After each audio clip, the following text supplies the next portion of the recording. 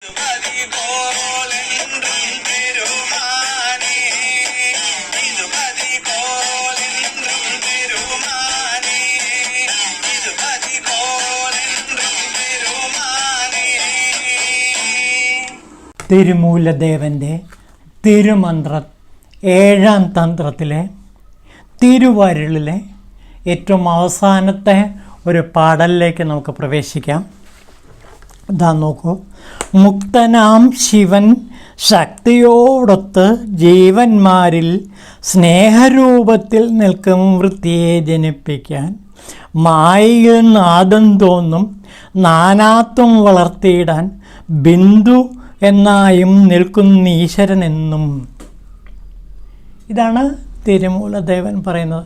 മുക്തനായ ശിവൻ, അതായത് സാക്ഷാൽ സദാശിവൻ, മുക്തിയിൽ നിൽക്കുന്ന ശിവൻ, മുക്തി മാത്രം പ്രദാനം ചെയ്യുന്ന, അതായത് നിഷ്കാമിയായ ആദിമധ്യാന്തങ്ങളില്ലാത്ത ഭഗവാൻ ശിവൻ ശക്തിയോടൊത്തു ചേരുമ്പോൾ ജീവന്മാരിൽ സ്നേഹരൂപം ജനിക്കുന്നു. അപ്പോൾ നിസ്സംഗനായ ഭഗവാൻ ശിവൻ ശക്തിയോട് കൂടി ചേരുമ്പോൾ ജീവനിൽ അത് സ്നേഹമായി വൃത്തിരൂപത്തിൽ നിൽക്കുന്നു. അപ്പോൾ സ്നേഹമെന്ന് പറയുന്നത് ശിവൻ ശക്തിയോട് ചേരുമ്പോഴുണ്ടാകുന്ന ഒരു വൃത്തിയാണ് സ്നേഹം. അപ്പോൾ സ്നേഹത്തെക്കുറിച്ചുള്ളൊരു വലിയ നിർവചനമാണിവിടെ. നമ്മുടെ മനസ്സിൽ സ്നേഹം എങ്ങനെ ഉണ്ടാകുന്നു? സ്നേഹത്തിൻ്റെ പ്രധാനപ്പെട്ട 2 അംശങ്ങൾ ശിവനും ശക്തിയുമാണ്. ശിവനും ശക്തിയും തമ്മിൽ ചേരുമ്പോഴാണ് സ്നേഹം ജനിക്കുന്നത്. വളരെ വലിയൊരു സത്യമാണ് പറയുന്നത്.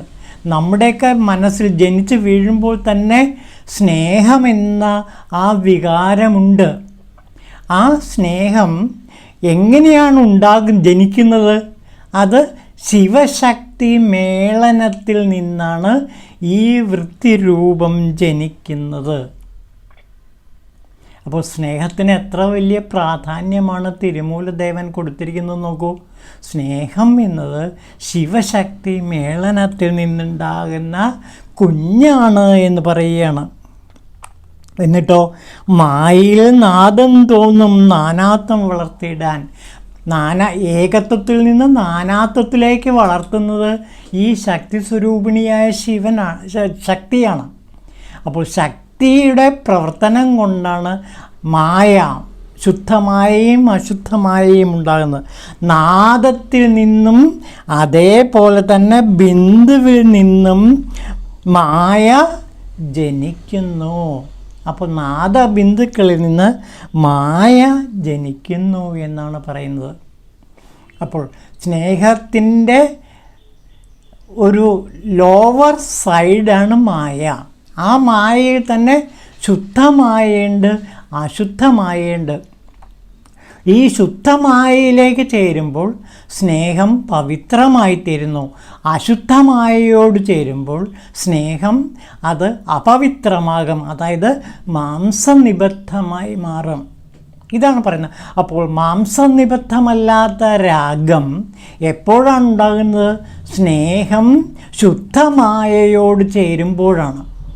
ആ ശുദ്ധമായയോട് ചേരുമ്പോൾ സ്നേഹം ജനിക്കുന്നു. ഇതാണ് ഈ വലിയ സത്യം തിരുമൂലദേവൻ തിരുവരുളിൽ പ്രധാനമായിട്ടും പറയുന്നത്. അപ്പോൾ പറഞ്ഞതിൻ്റെ രത്നച്ചുരുക്കം ഇതാണ്. ആദിമത്യാന്തഹീനനായ നിസ്സംഗനായ ശിവൻ ശക്തിയോട് ചേരുമ്പോൾ വൃത്തിരൂപമായ സ്നേഹമുണ്ടാകുന്നു. ഈ സ്നേഹം നാദബിന്ദുക്കളോട് ചേരുമ്പോൾ, അതായത് ശുദ്ധമായയോട് ചേരുമ്പോൾ അത് വിശുദ്ധമായ സ്നേഹം, ഈശ്വര സ്നേഹമായി, ഈശ്വരപ്രേമമായി മാറുന്നു. അശുദ്ധമായയോട് കൂടി ചേരുമ്പോൾ അത് മാംസനിബദ്ധമായ ലൗകിക സ്നേഹമായി മാറുന്നു. അപ്പോൾ അശുദ്ധമായെന്ന് ശുദ്ധമായയിലേക്ക് ഈ സ്നേഹം പടിപടിയായി ഉയരുന്നു. അതാണ് ഈശ്വരപ്രേമം. അതുതന്നെയാണ് ഭക്തിയായി വളരുന്നത്. ഈശ്വരനോടുള്ള സമ്പൂർണ്ണ പ്രേമമാണ് യഥാർത്ഥ ഭക്തി. ഇതാണ് തിരുമൂലദേവൻ പറയുന്നത്. അപ്പോൾ ഈ തിരുമൂല ദർശനം തന്നെയാണ്, അല്ലെങ്കിൽ ഈ ശൈവ സിദ്ധാന്തത്തിലെ സ്നേഹദർശനം തന്നെയാണ് തിരുക്കുറളിൽ തിരുവള്ളുവർ ആവിഷ്കരിക്കുന്നത്. നമ്മൾ കഴിഞ്ഞ ദിവസം അതിനെപ്പറ്റി സൂചിപ്പിക്കേണ്ടായി.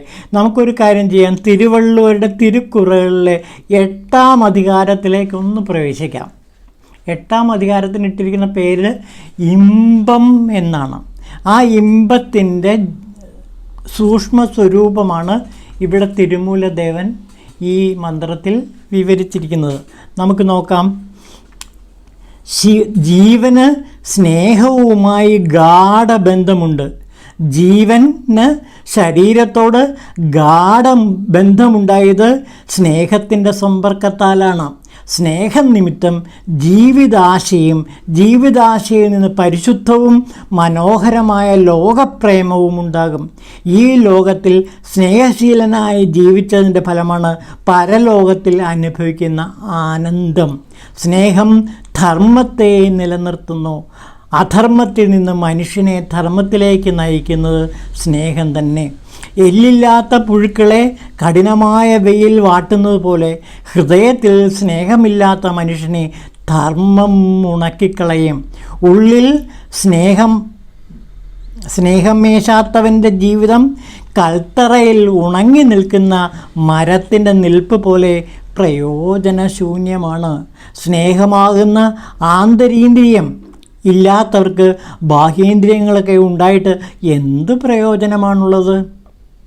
അങ്ങനെയല്ലാത്തതെല്ലാം അസ്ഥി തോലിൽ പൊതിഞ്ഞ കോലം മാത്രമാകുന്നു എന്നാണ് തിരുക്കുറളിൽ തിരുവള്ളുവർ പാടുന്നത്.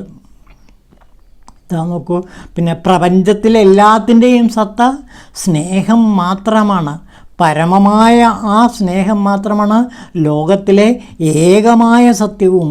ആ സത്യത്തോടുള്ള സ്നേഹം മൂലം മോഹിപ്പിക്കുകയും ദുഃഖിപ്പിക്കുകയും ചെയ്യുന്ന ലോക ബന്ധങ്ങളെല്ലാം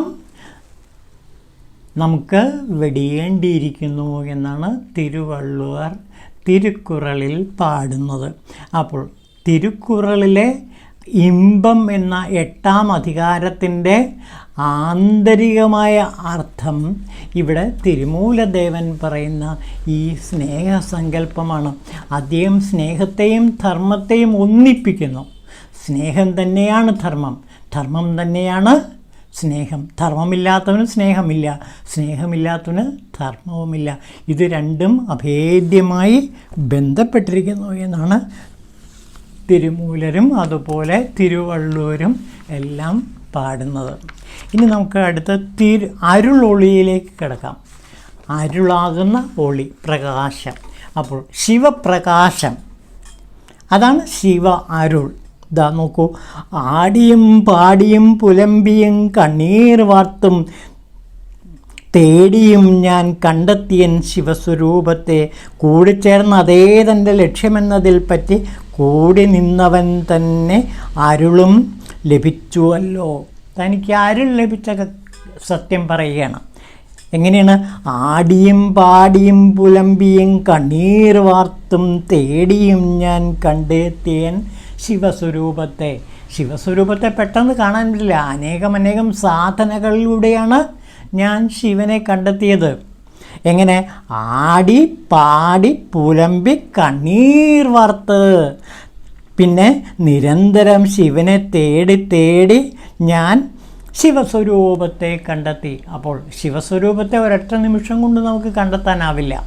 അനേകം പ്രയത്നങ്ങളിലൂടെ, അനേകം നിരന്തര സാധനകളിലൂടെ, ആടിയും പാടിയും പുലമ്പിയും കണ്ണീർ വാർത്തും നിരന്തരം ശിവനെ തേടി അലഞ്ഞും ഞാൻ അവസാനം ശിവസ്വരൂപത്തെ കണ്ടു. ആ ശിവസ്വരൂപം എങ്ങനെയുള്ളതാണ്? അരുളൊളിയാണ്. അരുൾ, ശിവാനുഗ്രഹം എന്ന് പറയുന്നത് ഒളിയാണ്. ആ ഒളിയെ ഞാൻ ദർശിച്ചു. ശിവൻ്റെ ഒളിയെ, ശിവപ്രകാശത്തെ ഞാൻ ദർശിച്ചു. അവിടെയാണ് പ്രധാനം.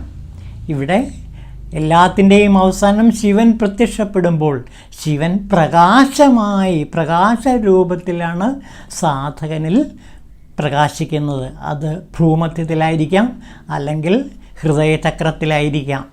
എവിടെയായാലും ശിവൻ്റെ ഒളി ശരീരത്തിൽ നിറഞ്ഞു ഉല്ലസിക്കുന്നതോടുകൂടി ആ സാധകൻ്റെ ശരീരം ശിവസാധകമായി മാറുന്നു. ഒളിയും ഇരുളും തീരുന്നില്ലേത് കാലവും കേൾ. ഒളി ഉണ്ടെങ്കിൽ എന്തുണ്ടാകും? ഈ പ്രപഞ്ചത്തിൽ ഇരുട്ടുണ്ട്. ഒളിയുള്ളിടത്തോളം കാലം ഇരുട്ടുമുണ്ട്, ഇരുട്ടുള്ളിടത്തോളം കാലം ഈ പ്രപഞ്ചത്തിൽ ഒളിയുമുണ്ട്. ഒളിയുള്ളവർക്കല്ലോ ഒളിയും പിന്നൊഴിയാതിരിക്കും. ഒളി ലഭിച്ചവർക്ക്, ശിവപ്രകാശം ലഭിച്ചവർക്ക് എല്ലാ കാലവും പ്രകാശം, ശിവപ്രകാശം മാത്രമായിരിക്കും. അല്ലാത്തവർക്ക് ഇരുളിൽ കഴിയേണ്ടി വരുന്നു. അങ്ങനെ ഇരുട്ടിലും വെളിച്ചത്തിലുമാണ് ഈ പ്രപഞ്ചം നിലകൊള്ളുന്നത്. അപ്പോൾ ഒളി എല്ലാവർക്കും ലഭിക്കുന്നതല്ല. അതേപോലെ ഇരുട്ട് മാറണമെങ്കിൽ ഒളി പ്രകാശിച്ചേ പറ്റൂ. ഒളി പ്രപഞ്ചത്തിൽ എല്ലാവർക്കും ഒരേ സമയം മുഴുവനുമായും പ്രകാശിക്കണമെന്നില്ല. അവിടെ ഇരുട്ടിൻ്റെ ഒരു ഭാഗവുമുണ്ട്. അതായത് ശുദ്ധമായും അശുദ്ധമായും നിറഞ്ഞതാണ് ഈ പ്രപഞ്ചം. ആ പ്രപഞ്ചത്തിൽ ശുദ്ധമായയിലൂടെ ശിവപ്രകാശത്തിലേക്ക് എത്തിച്ചേരാൻ കഴിയും. അപ്പോൾ ജീവിതത്തിലെ സാത്വികമായ ജീവിതം നയിച്ചുകൊണ്ട്, ധാർമ്മികമായ ജീവിതം നയിച്ചുകൊണ്ട്, ധർമ്മസ്നേഹത്തിൽ ഉറച്ചു നിന്നുകൊണ്ട് പ്രവർത്തിക്കുന്ന ഒരാൾ ശുദ്ധമായയിലാണ് പ്രവർത്തിക്കുന്നത്. അങ്ങനെ ശുദ്ധമായയിലൂടെ ശിവത്വത്തിലേക്കും, അങ്ങനെ അവസാനം ശിവശക്തി മേളനമായ ശുദ്ധ ഈശ്വര പ്രേമത്തിലേക്കും ഒരു സാധകന് കയറിപ്പോകാൻ കഴിയും. ഇതാണ് തിരുമൂലദേവൻ പറയുന്നത്. അപ്പോൾ ശുദ്ധമായ പ്രേമം തന്നെയാണ് ഈശ്വരപ്രേമം. ആ ഈശ്വരപ്രേമത്തിലൂടെ ഒരാൾക്ക് ശിവപ്രകാശം നിരന്തരം അനുഭവിക്കാൻ കഴിയും. ശിവ ഒലി, ശിവശബ്ദം, അതായത് ഓങ്കാരം, പ്രണവനാദം നിരന്തരം കേട്ട് ശിവനിൽ ലയിച്ച് ശിവനായി തീർന്ന് ജീവിക്കാൻ കഴിയും. ഇതാണ് ശിവലോകപ്രാപ്തി. അപ്പോൾ ഈ ലോകത്തിലെ ശിവലോകപ്രാപ്തി അനുഭവിക്കുന്ന ഒരു സാധകൻ എപ്പോഴും ശിവപ്രേമത്തിലും ശിവധർമ്മത്തിലും ശിവയോഗത്തിലും തന്നെ നിറഞ്ഞു നിൽക്കുന്നവനായിരിക്കും.